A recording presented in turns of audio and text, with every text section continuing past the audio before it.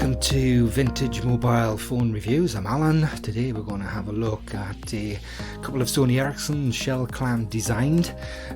Reviewing today, separated by 3 years. I'm looking at the Sony Ericsson Z600, which was released in 2003. We'll also be having a look at the Sony Ericsson W300, which was released 3 years later in 2006.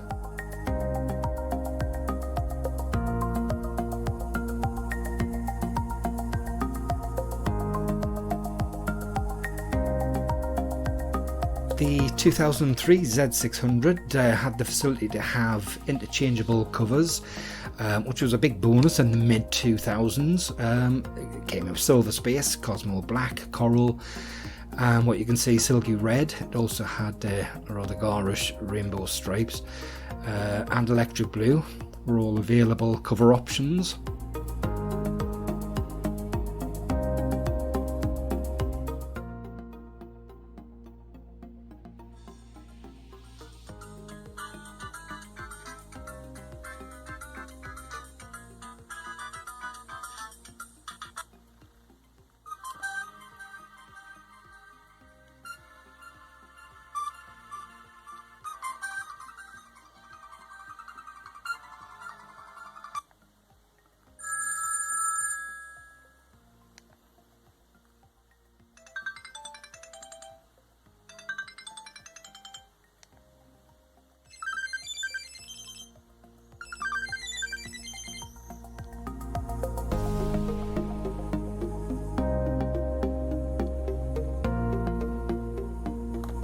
The Bluetooth capable quad band W300 Walkman, hence the W, naturally came equipped with superb sound output. In addition, it also included an FM radio for use with wired headsets.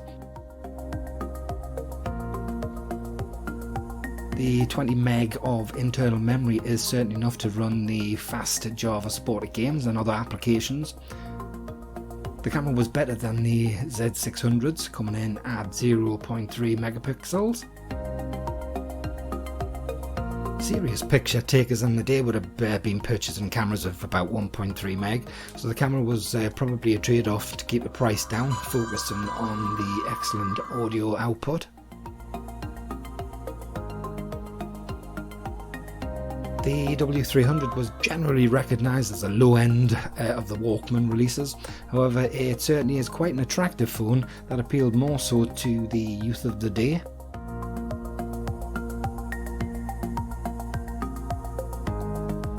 Large orange control on the side allowed music play, fast forward, rewind. This meant you can control the sounds without needing to activate the flip.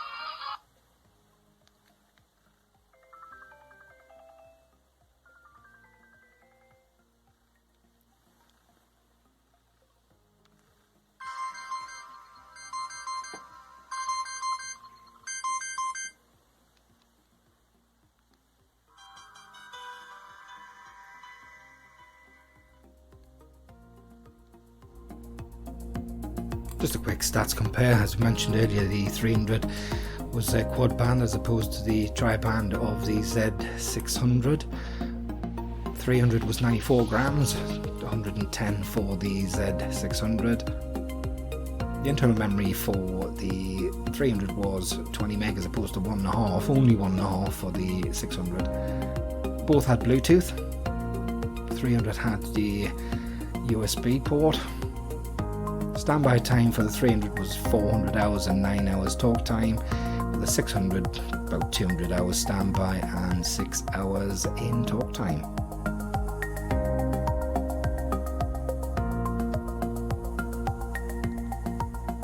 Some of the other features included with the Z600 were a stopwatch, had an alarm clock, text and multimedia messaging, a task list. It also had a timer, 32 polyphonic ringtones, a WAP 2.0 browser for surfing via GPRS, had a calculator, a calendar, vibrate mode. There was also a Java installed to power the games. A sturdy phone. It was let down by quite a poor camera. The design, in fairness, seems a little bit of an afterthought. It's like they were creating a candy bar style and just sort of adding a bit of a flip at the last minute. There's an external LCD included, however it is a bit on the small side. A 3.5 by 1.9 by 1.06 inches. It can't claim to be on the thin side, however at 110 grams it wasn't on the heavy side. On the plus side, however, the model did get a boost with a strong battery performance in conjunction with Bluetooth and infrared connectivity. The 65,000 colour display produces excellent picture quality. In fairness, certainly one of the best that I've seen on a mobile from around this era. On the handset's rear side sits the camera lens and a small mirror. However, with just a 0.1 megapixel camera, the quality was very poor. This model is sadly locked to the extinct in the UK T-Mobile. However, you could have also purchased a special Robbie Williams package. Robbie partnered with T-Mobile in a multi-million-pound deal. A decently sized 262K colour screen measuring a decent 36 by 29mm. The W300 also had a unusual but distinctive overlapping keyboard. As mentioned earlier, the 300 did have a video recorder. Quality wasn't necessarily great, but there you are, a couple of clips just to show you what the quality actually was like.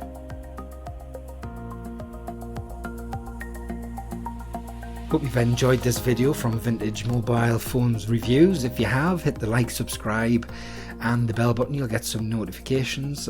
Also, if you had any of these particular mobile phones, I would appreciate you adding a comment about your experience with them. What did you like? What did you not like? Once again, thanks for watching.